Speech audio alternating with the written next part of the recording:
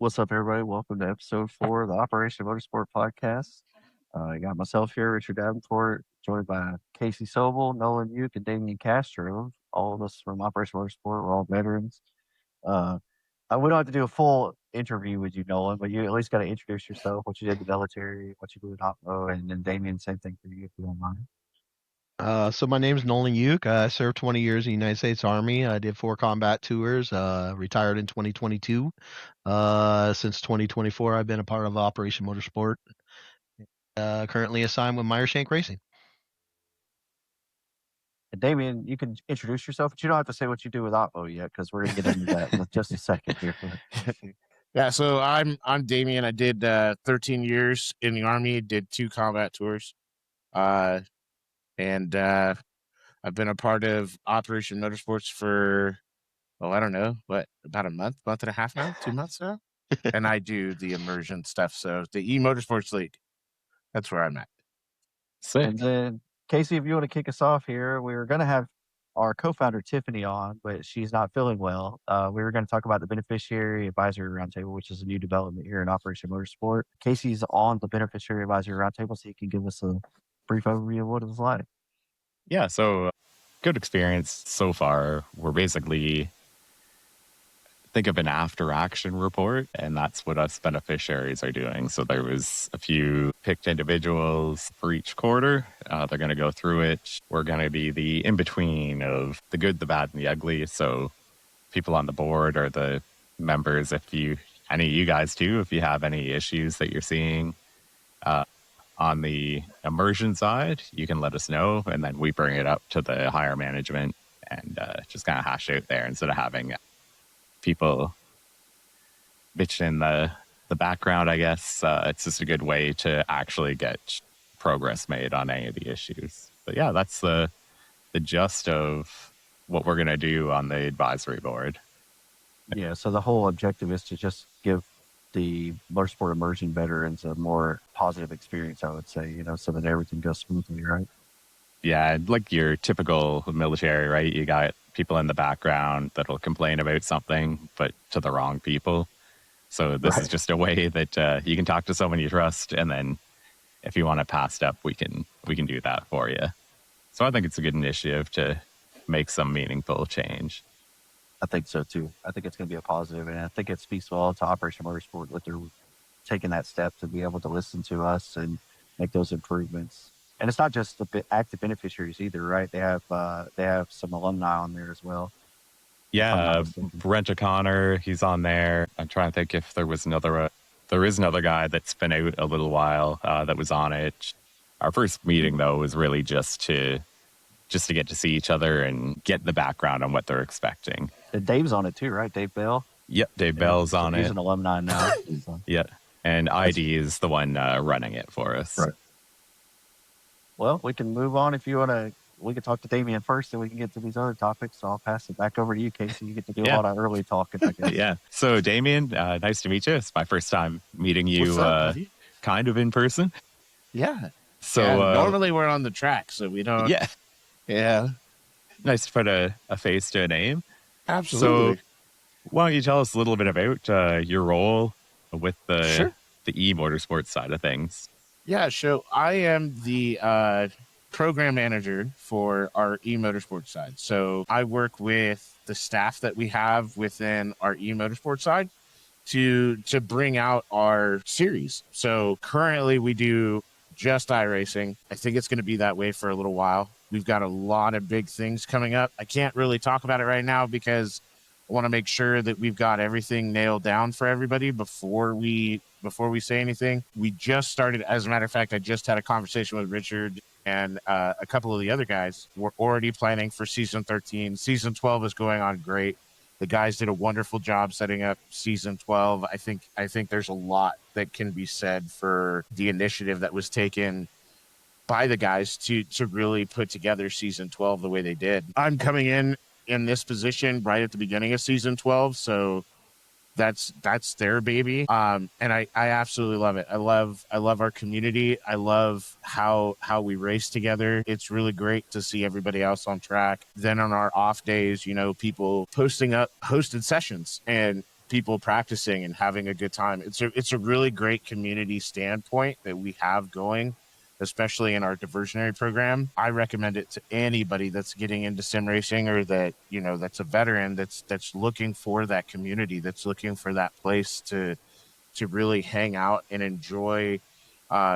You know, a bunch of motorsport fans that like to sim race and enjoy it. I mean, it's a great place to be, and I can't wait to see what we have planned coming up come to fruition. So again, I can't get into what's going on just yet. I know Richard's over there smiling because he knows some of the stuff that's going on, and I know Casey does too. But I can't get into it. I want to, I really, really do. But I think, you know, as you guys see the podcast rolling and you see what we have coming up, I think it's going to be great. I really do. It's awesome, and I can't wait to see where we go from here. Yeah, and I want to say thank you. Like today, we had a rollout with some codes to do a little AI training, if you want, in the background, make people like me that are little turtles on the track a little bit quicker. But I will say, like, it's a blast, even if you're the slowest person on the track. And everyone's really supportive, give you tips on like things you could try to get better times, right? Or send you setups. So I really appreciate what you guys do on this. And you're absolutely thing. right. We did roll out our partnership with Trophy AI. So I've been busy giving out codes to all of our beneficiaries and getting those out to you guys. So, I mean, the partnership with Trophy AI is really awesome. You know, it's a great tool to use. I know it's improved my lap times. I've given it a try, see exactly what it does, and so on and so forth. So that way I can give kind of a rundown to everybody. And it's really, really nice. It's really dope to be able to listen to somebody explain to you where to brake next, you know, how much brake to give into the next corner. Yeah. What's the optimal gear to be in to take this corner correctly, you know, when you should be on the accelerator coming out of the corner. And I think a couple of my tracks I ended up shaving, I want to say like 5, 6 to maybe even 10 seconds off of lap times, which is amazing to see when you actually put it all together. So there's other stuff coming. I promise. We're doing more. Damon, do you want to explain a little how you got connected up with Operation Motorsport? Yeah. So I originally started doing a lot of my volunteer stuff over at Regiment is where I started. I started off as a moderator with Regiment and then ended up becoming one of their community managers and really, really started getting involved in sim racing. Like I kind of, as you could tell in the seat I'm in, I jumped in way overboard and I think I'm probably close to, you know, 5 digits in sim racing stuff already. I really need to stop. I can't stop. Anyway, but I saw an opening for a position over at Opmo. I to give you guys kind of a rundown of my personal story, I originally applied for Opmo back in 2022. I was not in the mental headspace at all to participate. And I didn't want to take away from our community. I didn't want to commit to something that I wasn't 100% ready for. So I backed out. Terrible decision. I should have never done it. I should have stuck with it. I should have stayed. I know I should have now that I've had a lot of interactions with our community. I saw the opening for the management position here and I put in for it just kind of like a, hey, let's see what happens. Met the operations staff, absolutely completely loved them. I jumped in, started doing a lot of stuff with the guys that were racing randomly throughout the week and absolutely fell in love with our program and our organization. And I was like, hey, if this is where I can be, if this is what I can do to help our community, I ended up leaving Regiment as far as their staff and then coming over to Opmo, doing the program manager stuff. And I just hope I can do good by our community and by our racers. That's really what I want to see us. I want to see us grow. I want to see us get better. So yeah. And I think that is working. I mean, our season had too many people apply this year, so that's a good sign to me that it's growing in the right way. Absolutely. And I'm glad too that there's not that like the diversionary therapy was ever forgotten, but it does tend to go on the back burner a little bit to the motorsport immersion therapy, sorry. And I think that there's starting to be more of a focus towards kind of trying to give both equal exposure and attention. And I think that's great because there's some veterans who can't go out to a racetrack. Their PTSD is at a level to where they are comfortable going out in crowds and being in those scenarios. And I think that giving them a community that they can still feel the team identity and purpose in is very critical. And I think that that's where diversionary therapy and the e-motorsports plays a big role. I Yeah. agree. 100% agree. And And I'm Yeah. definitely one of those guys that I don't do well with crowds. So diversionary therapy and being in the sim league is it's like home. I love it. and of course we have the e-motorsports side where we're doing the endurance racing as well. So that's just another Yeah. avenue that you can come and participate with us if you'd like as well. Get in there, turn some laps, and race some endurance races with us, and then watch me crash the car and then That's not true, bro. Don't do subsequently that. crash out because I crashed the car. You didn't know. Come on. Just let That's not what happened. He'll That's just not let what his- happened at Bathurst. Just let his driver pass pit road and not get gas. That's what he'll do. Hey, so in the world of sim racing, we'll keep it there. There's some pretty big news that's come out over the past. I feel like I've only seen it in the past week or so. I don't know if anyone else has seen it sooner than that, but Le Mans Ultimate, for those of you familiar with that sim, they're talking about a potential, not potential. It seems like it's happening, a console port that's going to be coming out in early to mid 2027. And I'm hoping that that's going to work well. I hope it's not going to flop like some other games we've seen,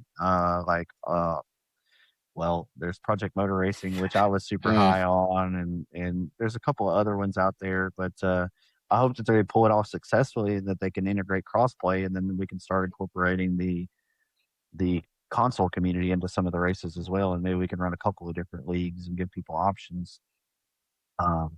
That's something to look out for. I don't know, Casey, you've never driven LMU, I don't think, have you? Or Damien, have you driven an LMU? I've driven LMU, so I have my hangups with LMU, like my own personal hangups with it. There's certain things that I don't like about it compared to iRacing. I kind of jumped off the deep end and like I'm all in for iRacing, so I guess I'm kind of biased when it comes to it. But it would be great to see, on that note, it would be great to see a sim being able to be used both on PC and console side and bridge that gap, because there really is no connection. You know, ACC, yeah, you can play ACC with, you know, console to console. So PlayStation and Xbox, they can play together, but your PC guys can't, right? So it would be great to see somebody come out with a sim that cross-platformed over to where PC and consoles can all play together, can all race together. That'd be awesome to see. So most definitely. And then Yeah, I think the price too would help, right? Like it's a much lower barrier to get in if you've got it on console and can cross-play with us. Yeah. Oh, yeah. And then oh, yeah. Right, now let's get the input of the LMU super fan here. Nolan, tell us your thoughts on LMUs. Well, you already know I'm kind of biased that way. So I've been on the LMU bandwagon since it came out back in February of 24. So early release. I transitioned to iRacing simply so I can race with my Opmo brothers and sisters. But yeah, in my opinion, I think LMU, if obviously over time with him introducing the Asia Le Mans series later this year, more than likely, and then I foresee them adding the IMSA endurance racetracks as well on the Sims. So I think that's going to help. However, I mean, iRacing and LMU are definitely two totally different Sims because iRacing has the more variety. Now, if you're into just the multi-class racing and stuff like that, with the 3 different classes of cars racing on the track at the same time, in my opinion, LMU is the better sim. You could still get into this cheap, right? Like I started on a laptop, my recliner, and my projector screen, and now I have essentially a full setup. So you can go low end to high end pretty quick. I think Casey just brought up a very valid point because, like, I had my first, I think it was called a Mad Catz wheel back in the 90s Oh playing yeah. Gran Turismo. Oh yeah. Way back. But I bought a G29 back in 2020 and I had it connected to a TV tray sitting on my couch. Yep. And that's how I did it. Now, I got, just like Casey just, alluded to, full rig, full monitor, CPU running everything, thanks to, my brothers here. But yeah, I think the level, you can get into sim racing at a fairly cheap level, but it can go up very, very fast. Yeah. Oh yeah. Yeah. Oh yeah. Real quick. Yeah. And It's speaking of going up. Oh, go ahead, Damien. You had something to add. No, I was just like them. I mean, I started with like a controller on like Forza Motorsports, like way back in the day. Like the first ever time, like I'd raced other racing games, but that was the first time I'd ever blown a motor in a video game was in Forza Motorsports. I was like, you can blow your motor? This is so dope. And then I moved on to like recently before I got my rig set up, I was doing PlayStation, the GT7 with the VR headset and a controller. And I thought it was the bee's knees. And I made the same mistake that everybody that gets into sim racing is like, oh, I'm super fast on a controller. If I get wheel and pedals, I'm going to be so fast. I'm going to be up there racing with the professionals. And then you get a wheel and pedals and you're like, I am slow. I'm just like, I'm lap traffic at this point, but I did the same thing. I jumped off the deep end. I bought a Fanatec GTDD Pro.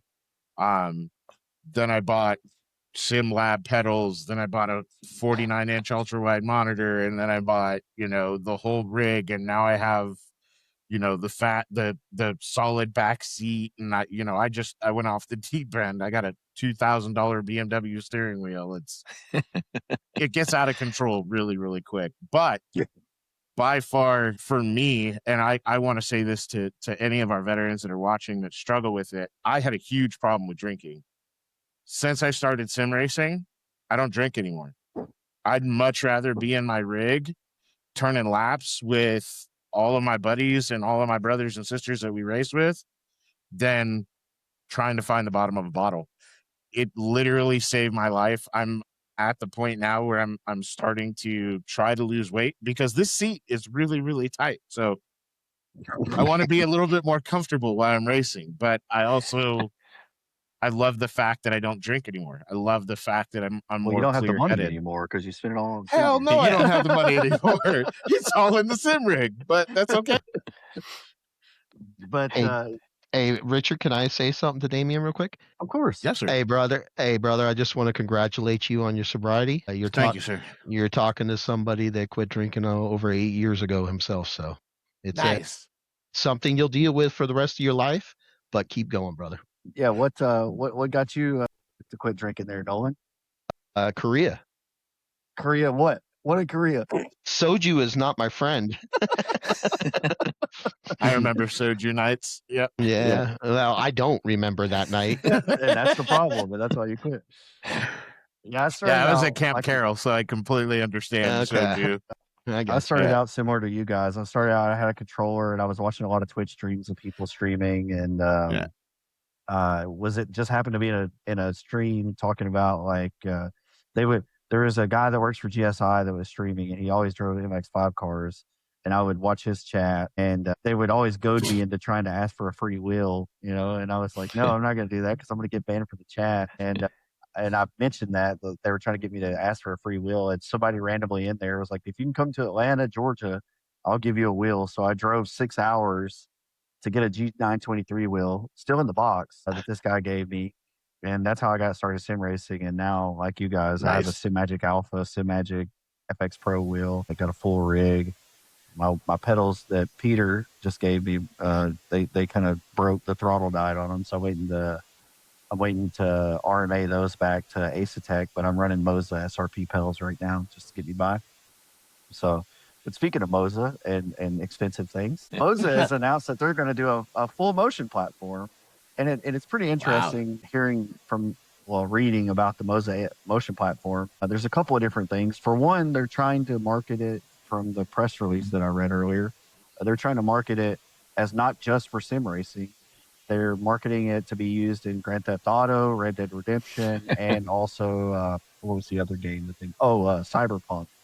So they're marketing it as like useful for all of these other games too, which they have like driving or horseback, so I could kind of see it. Yeah. But the big selling point, I think that some of the people might have missed because they probably just saw motion platform and like, ooh, motion, and they didn't pay attention to the rest is. And my personal stance, I'll get this out of the way right off the rip. I think it's cheating. What Moza is talking about doing with their AI, and it depends on the integration. If you can enable this on the track, it's cheating. There's no way around it. But supposedly, like, let's say you have a Moza active pedal, Moza wheelbase, Moza wheel, it can completely drive for you. And it can drive at pro level, like it said, at or faster than professional race car driver levels. And the intention they said behind it was to train you on those interactions, right, with the sim or with your software. So it'll teach you, this is how you steer to get this result. This is how you throttle and brake to get this result. If it can do it on track, I think that's a problem. If it puts you into like a little trainer, that's one thing. But I'd be curious to hear you guys' thoughts on it. It seems to me, it sounds like the AI version of like an F-18. If you have a two-seater F-18, the pilot in the back, your trainer, can actually control everything except cutting the throttles fully off. So that's what it mimics to me. So if you had a guy that didn't know how to fly properly, you can do the throttles with his hands on it. So he's feeling where he should be. I think that's where it's going. You're going to have someone that's essentially moving your feet. I don't think I'd want that on the track, but as a like time trial to get me better, I think that would be a good thing. Yeah, I'm not too keen on it. I mean, at some point, like I agree. I agree in the sentiment of, if it's a training tool that you're not loaded into the sim, you're doing kind of like Trophy AI. Trophy AI has a break. Like there's two different things that you can do. There's like their asteroid game and then their pressure game, right? So you can, and it kind of trains you on distance of where your pedal needs to be for the amount of brake pressure. And then your asteroid game is so you're not seeing a visual representation of where it goes. You just need to get the throttle there. And I mean, that I can understand as far as the AI modeling, but to turn around and to put somebody on a track, especially in something like iRacing, where iRating and SR are huge, especially when you start getting up into the IMSA official races. Or, for example, like Richard, like, could you imagine if that program was out for like the 12 hours of Bathurst when we were running the 12 hours? Like, I mean, that'd be terrible. I mean, okay, so I go out and buy a whole bunch of Moza stuff and I plug it in and hit AI and then I win the 12 hours of Bathurst. Like that's terrible. And all I did was sit here and eat Oreos and drink soda all day. That's not cool. Like literally put the effort in, learn how to drive. Yeah. That's part of the enjoyment of sim racing, is getting better, right? Because we all started, every one of us, and not saying any of us are super professional at the level of driving with like Max Verstappen and, the guys that do this professionally, you know what I Speak mean? for yourself.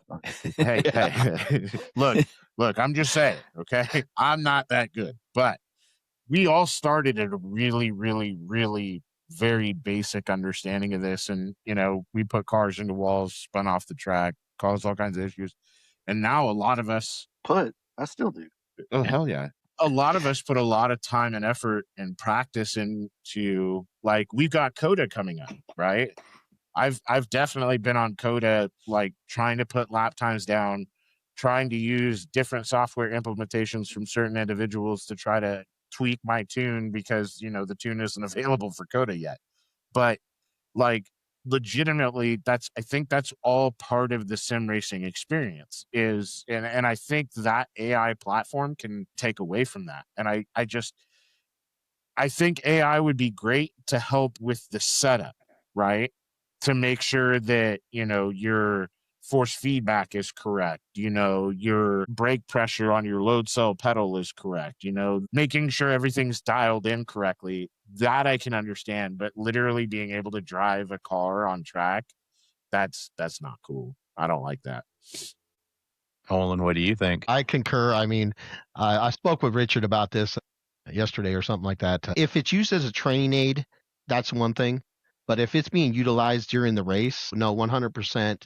The Sims need to come up with they need to make sure that anti-cheating software is updated to control something like that if it becomes if they actually follow through and it's doing what Richard explained that he read, that it will basically take control of the car. Even, I mean, if you're going into a corner at full throttle and you don't lift but your car starts slowing down, that's not you racing, that's somebody else doing the work for you. And so I believe the anti-cheating software will just have to continue to improve, as which I'm sure iRacing and LMU and those other sims will continue to update their software as necessary when these things come out for use in the public's eye.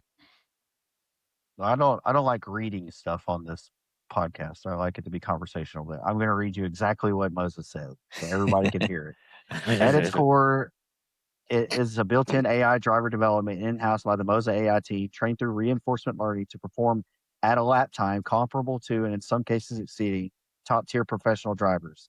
This gives Racing Lab the ability to deliver meaningful feedback not only for beginners and intermediate users, but also for highly skilled and professional level drivers looking to refine and improve their performance. While many AI racing are driving analysis tools focused primarily on telemetry visualization and post-session data analysis, Racing Lab goes further by combining AI analysis with real-time hardware feedback. Its structured training system guides users from beginning to advanced levels while providing personalized practice paths based on each driver's skill level and training goals. And it says, by actively controlling the Moza wheelbase and active pedals, Racing Lab allows users to physically experience expert-level steering and pedal inputs, creating an intuitive new way to learn racing techniques. So it sounds to me that it is going to be utilized more as like a training aid. I hope so. Yeah. I mean, this is all speculative at this point, anyways, but it's It is true. I mean, I hope it sounds like an awesome training aid, like that would almost be worth getting rid of the Fanatec stuff and going all Moza just to feel the I was thinking the difference, same thing. I was thinking the same thing. And I'm hoping they have an iteration of it available soon that we can test out. And if you get to go to somewhere where they have Moza, like at Podium 1 here locally or something like that, to test it and see if we can iterate Well, it. we might. If they do implement this, I can test it for us because I have all Moza. Yep.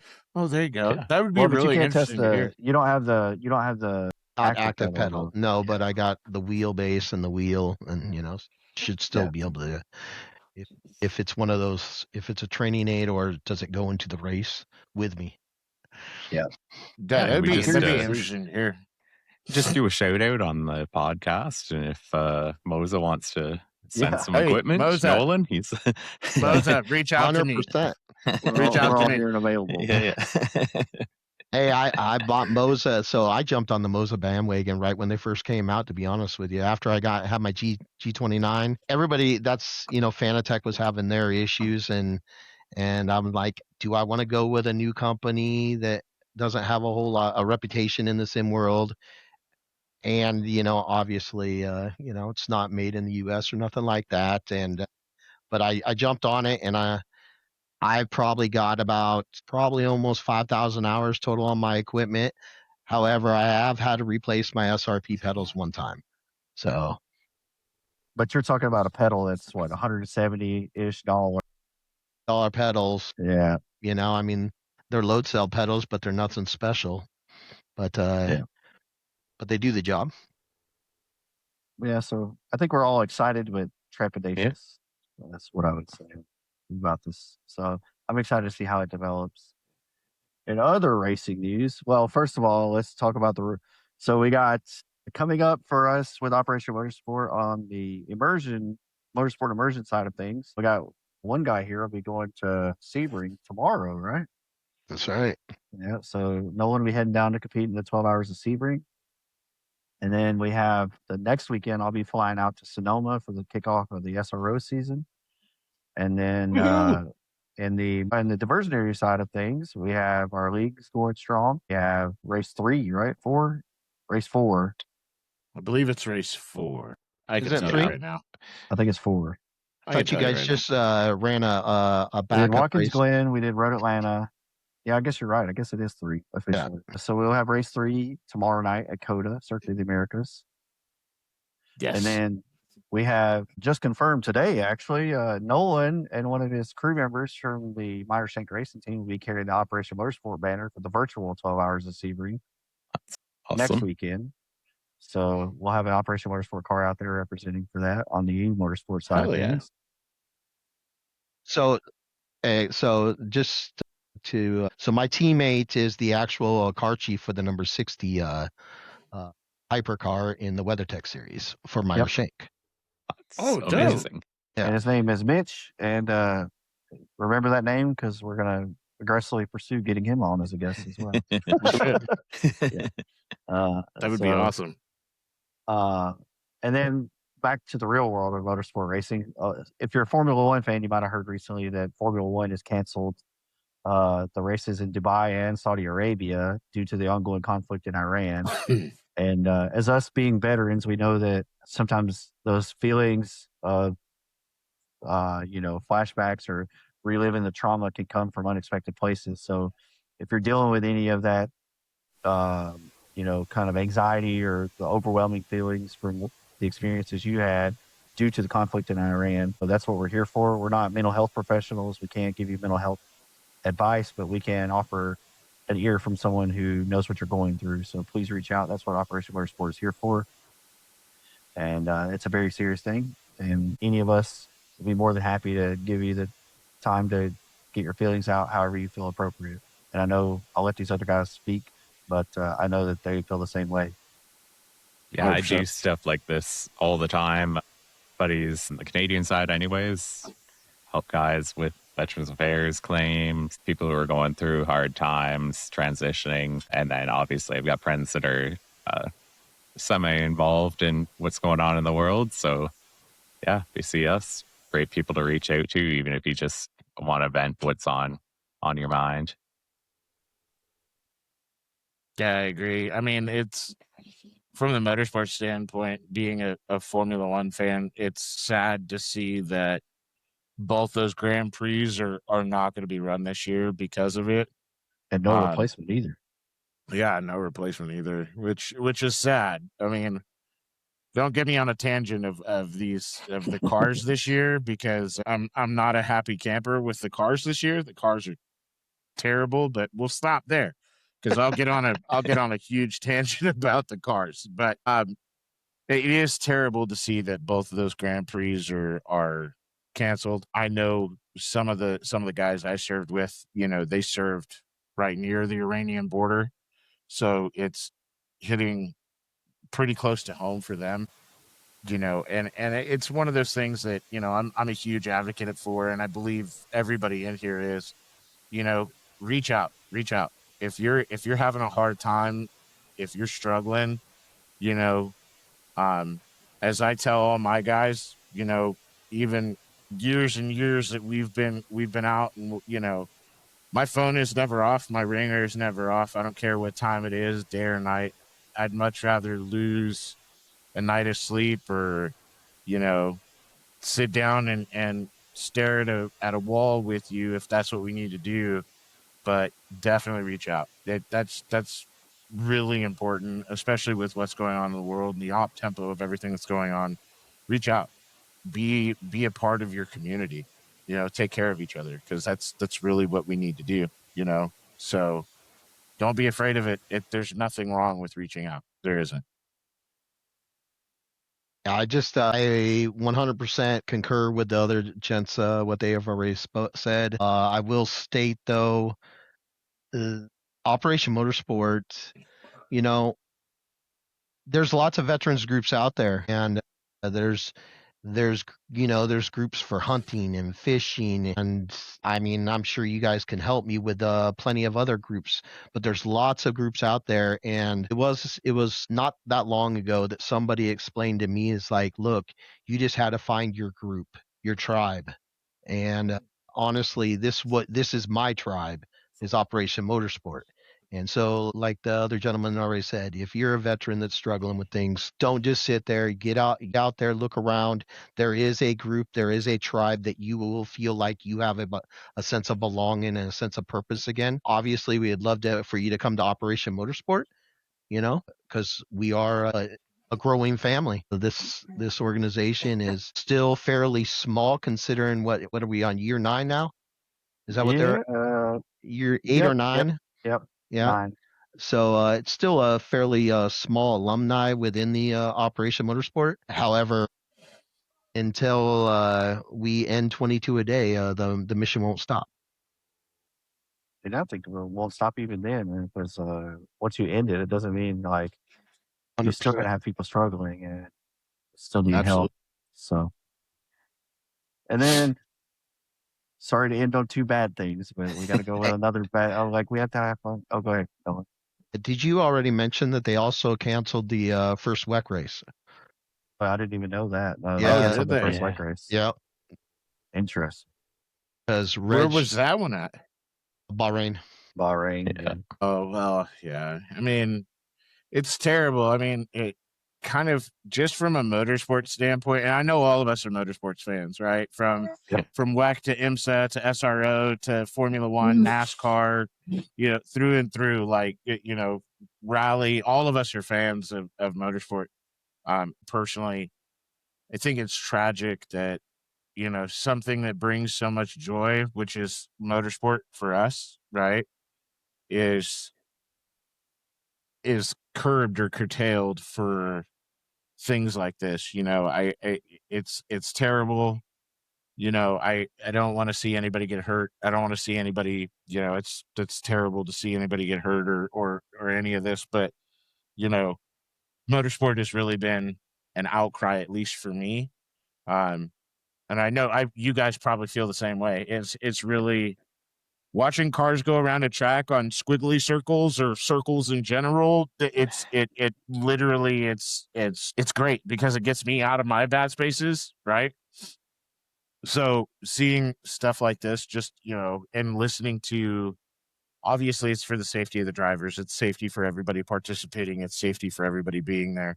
But it's terrible to see it when it happens. And now knowing that WEC even canceled the race, I mean, it's, I wish there was just a way that we could be like, all right, hey, this is a no fight zone. Stay away from here. Just let us drive our cars really fast and leave us alone.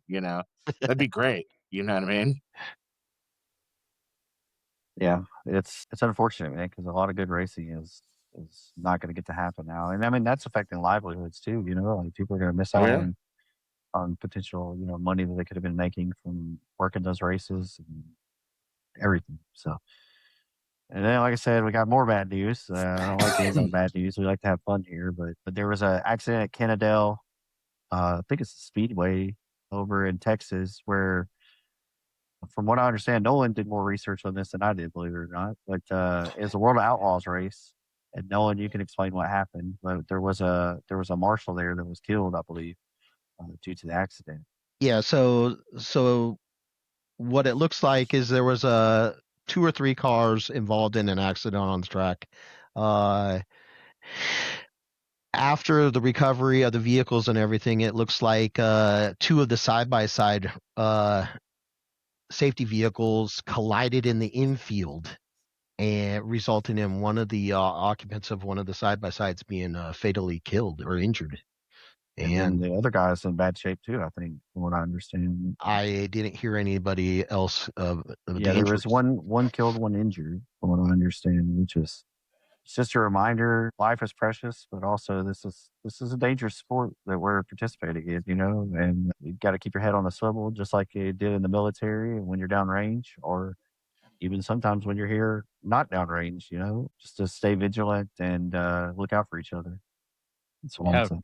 Rich almost had his experience trying to think if that was Calabogie or CTMP taking some pictures in NASCAR Canada. Yeah. No, that was at CTMP. Yeah. I had it there and I had it at Road Atlanta too, where the LMP2 almost took me out. Yeah. Well, and what was it? I- Oh, go ahead, Nolan. My bad.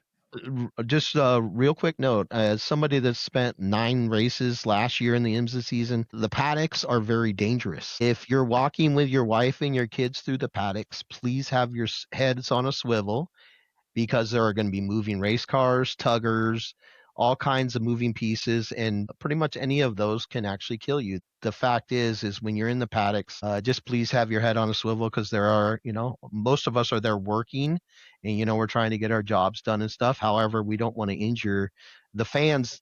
Are the best part of our race weekend, but those interactions, we want them to be good and not bad. Yeah, and everything is on a really tight timetable at the racetrack too. So Oh yeah. they're not rushing to be jerks. They're rushing because the timetable requires. Yeah. Well, and they just had that. What was it, last year? Or it was in Australia. They had. I don't think it was Adelaide. It was one of the Australian tracks. They had a car hit the wall. Like, I think he didn't even hit the brakes. He just hit the wall, and there was debris that shot up over the barrier and hit a couple of the safety officials and some of the camera guys, and they got airlifted out of there. So it just shows you that even behind a safety barrier, racing is a dangerous sport. We all love it. It's great seeing the cars go fast and, and seeing the amount of time and effort that these race teams put into these cars. It's amazing to see what they can do with them. But, when you're at a track, please, as Nolan said, please be safe out there. Those guys that are competing, that's where their mindset is. Their mindset is the track and what they've got going on. You're a fan. They love you. They want you to be there. They want you to participate, but please be safe. Understand that those race teams, they have, like Richard said, they have a time hat. Some tracks have to be shut down by a certain time. They cannot run any further at a certain time. So they need to get on there and get rolling.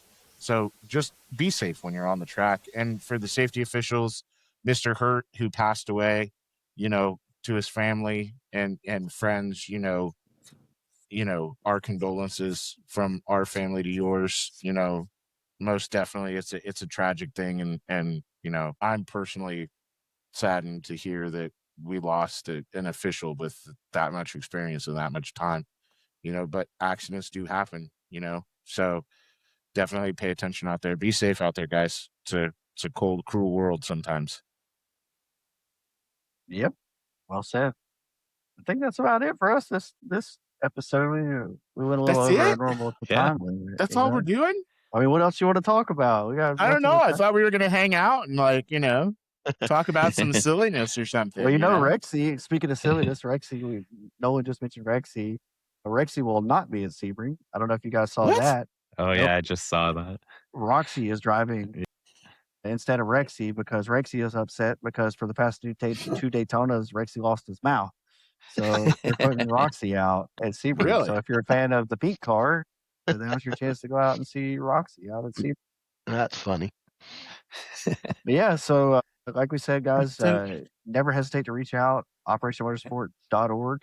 You can reach out to the website there if you're interested in trying to sign up for either the diversionary therapy or the motorsport immersion side of things, or both. You can do both. All three of us, myself, Nolan, and Casey, we're all on both sides of it. We're doing the immersion side, motorsport immersion, and diversionary therapy side. So you can completely do both, or you can just do one. No one's going to look at you any different.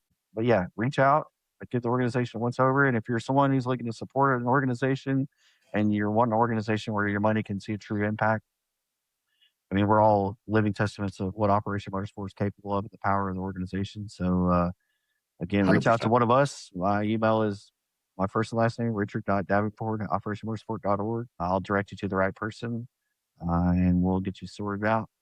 But thank you so much for your time. I know this was a little bit longer, so hopefully you got a little bit of traffic on your way to work. I'll let you listen to it all. I would never wish that on anyone, but maybe you get a little traffic and you can listen to this whole episode. I hope you enjoy it. And thanks, everyone. And thank you, Damien, for joining at the last second there. And Nolan, Thanks for having good me. to finally have you on an episode and not have any technical difficulties. But, we'll see you all next month in April for a lot of new information. So be ready. Woo! All right. Take it easy, everybody. Awesome. Peace out, everyone.